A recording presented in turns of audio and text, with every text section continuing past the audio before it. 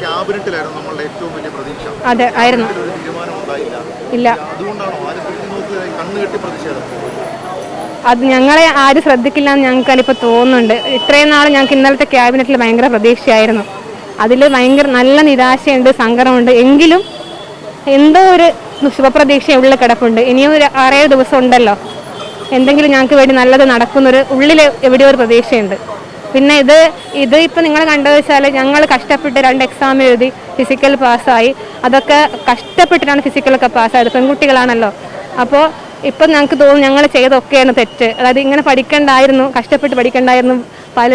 പലരുടെയും പരിഹാസം കേട്ടിട്ടും ഗ്രൗണ്ടിൽ പോയി ഓടിയും തളർന്നു എന്നിട്ടൊക്കെ ഇങ്ങനെ വരണ്ടായിരുന്നു എന്നാണ് ഇപ്പം തോന്നുന്നത്.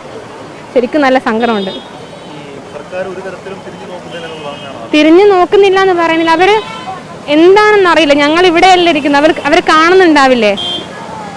എന്താ ഞാൻ പറയേണ്ടതെന്ന് പോലും ഞങ്ങൾക്ക് അറിയില്ല. ഇന്നലെ പ്രത്യേകിച്ച് ഞങ്ങളൊന്നും ഒഫീഷ്യലായി ഞങ്ങളൊന്നും അറിഞ്ഞിട്ടില്ല. ഞങ്ങൾ ആരും ചർച്ചയ്ക്ക് വിളിച്ചിട്ടുമില്ല.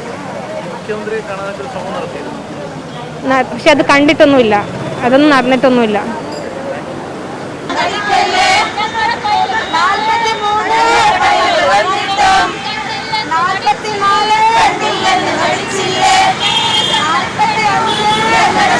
ില്ലേ